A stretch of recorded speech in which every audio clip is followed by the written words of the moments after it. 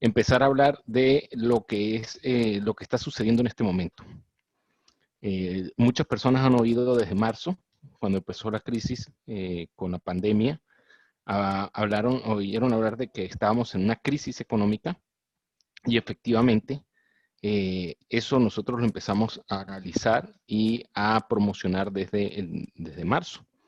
Vamos a ver algunos datos acá y esto vamos a tener como un prefacio. Primero, ustedes saben que todo el dilema es preguntar que si realmente hay una crisis. Entonces, siempre las personas se preguntan, incluso en marzo, los datos que les voy a mostrar son de marzo, con toda la intención los he dejado, no los he querido actualizar, precisamente para ver cómo encendimos las alertas nosotros desde marzo. Entonces, miren esto. La pregunta que nos hacíamos ahí en marzo, o sea, ¿hay de qué preocuparse? ¿Hay en crisis? ¿Hay realmente crisis? ¿Nos afecta esto? Y la respuesta, fíjate, aquí hay un post, un artículo que colocó el New York Post y del 19 de marzo del 2020. Por eso les dije, es atrasado, pero para que vieran desde dónde estábamos nosotros viendo esto. Y ahí hay un artículo en donde sencillamente están mostrando lo que las perspectivas que tenía el Bank of America acerca de lo que iba a suceder en la economía, ¿no? Entonces, fíjate, se estaba diciendo que aproximadamente se iba a perder 1 millón de empleos solamente en el segundo cuarto debido a la crisis de la pandemia, de acuerdo al banco. Y hablaba de que podía llegar a un pico de 6.4% en julio. El Bank of America decía que la tasa para febrero iba a estar más o menos en 3.5%. Y les voy a mostrar las gráficas que estábamos viendo luego de eso. Y aquí era la solicitud reciente en marzo, cuando empezó el tema de la pandemia. Ustedes saben que en Estados Unidos hay una costumbre o hay una política, no es una costumbre, sería una política, de que las personas cuando se quedan sin empleo pueden solicitar un subsidio. Entonces, con ese subsidio les ayudan y les generan cheques. Ese subsidio en la primera semana de marzo, fíjate, se disparó a prácticamente 6 millones de solicitudes. Estamos hablando en marzo. Esto después fue muchísimo más. Si no me equivoco, esto creo que llegó como a casi 20 millones, ¿ok? Entonces, para que ustedes tengan una idea de lo que se estaba viendo en el momento. El récord que traía la economía de los Estados Unidos venía a lo siguiente, tenía cerca creo que de 19 meses o 29 meses creo que contamos, allí está la gráfica, constantemente con crecimiento en el empleo. Entonces iba muy bien la economía porque pues si hay empleo, si hay bajo desempleo, es demasiado bueno. Pero ¿qué sucedió? Justo cuando llega la pandemia, si ven la última línea roja que ven acá, precisamente está mostrando de que, boom, cayó el tema del empleo y pues sencillamente hubo muchas personas que perdieron su empleo y empezó parte de la crisis que hablábamos, ¿ok? Ahora, ¿cuál fue la respuesta? La respuesta del gobierno, yo no les voy a decir que está bien o está mal porque pueden tener los mejores economistas, ustedes saben que hay que tener la humildad suficiente porque aquí nadie es más listo, pero la respuesta fue de una vez exponencialmente, incrementó la impresión de dinero. Le llamamos dinero inorgánico. Usted sabe que los bancos generan la cantidad de dinero que se le solicita al gobierno, luego de ahí pues eso entra en deuda y el país incluso no solamente tiene que pagarle a los bancos, sino que tiene que pagarle los intereses, ¿ok? Y eso de dónde salen de los taxes, de los impuestos, ¿ok? Entonces, al imprimir la cantidad que llegaron a imprimir 60 millones de dólares por minuto, sencillamente disparó exponencialmente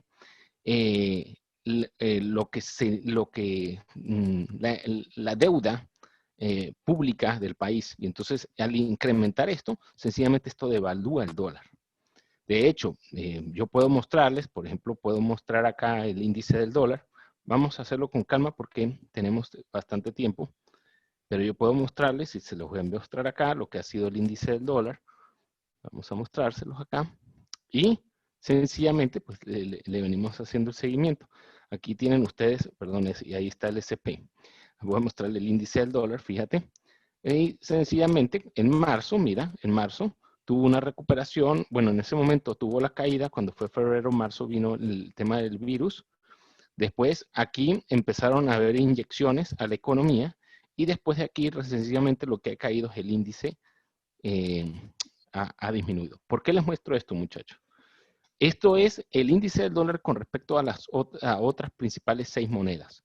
Y eso es lo que mide como el poder adquisitivo del dólar. Si ustedes ven, justo en este momento y en este periodo, hemos tenido una caída constante y estos niveles que tengo marcados acá han sido importantes. ¿Por qué? Porque son niveles en donde no estaba desde mayo del 2018. Entonces, la economía o la moneda, pues no tanto la economía, porque la economía en los Estados Unidos ha estado disparada, pero lo que ha sido la moneda se ha venido devaluando y eso es lo que la gente no ha visto. Ahorita ven, sí, vemos que el S&P, por ejemplo, que es uno de los principales índices económicos de Estados Unidos, tuvo un repunte enorme y todavía no para de subir, ok, aun cuando en la última sesión tuvimos la caída. Pero esto sencillamente lo que está indicando es que sí, que ese dinero que se imprimió, pues ¿dónde se inyectó? Se inyectó sencillamente en los mercados. ¿Qué consecuencias va a traer eso para el futuro? Ustedes saben, ya lo hemos visto en casos como Venezuela, en Zimbabue, está pasando en Argentina y en Chile. Van a ver ustedes que al imprimir desmedidamente la cantidad de dinero, pues sencillamente pierde el poder adquisitivo de las personas, disminuye y aumenta, perdón, la inflación. Entonces ahí es donde ustedes van a ver que pues, los dólares que teníamos hoy en día no van a valer lo mismo y empiezan a ver que en las tiendas empiezan a subir de precio y ya lo que usted ganaba no le alcanza y sencillamente empieza esta situación hasta que puede llegar un punto, porque puede llegar un punto en donde no sea Estados Unidos capaz de honrar su deuda. Esto ya es hipotético, ya esto que le estoy diciendo es hipotético, pero puede suceder. Lógicamente no es que se va a acabar la economía de los Estados Unidos, sino tendrían que generar algunas cosas diferentes. ¿Por qué les cuento esto? Y muchas personas me van a decir, pero a mí no me interesa porque tal vez yo estoy en Colombia, yo estoy en Chile, yo estoy en Latinoamérica, yo estoy en España, que España ahorita tiene bastantes complicaciones, porque su principal fuente de ingresos es el turismo y precisamente por la pandemia se vio afectado. Bueno, entonces ustedes me van a decir, pero eso, ¿por qué me preocupa si yo estoy en Latinoamérica? Nos debería de preocupar el doble, muchachos.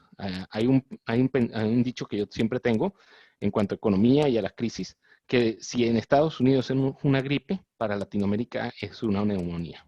Así de simple es.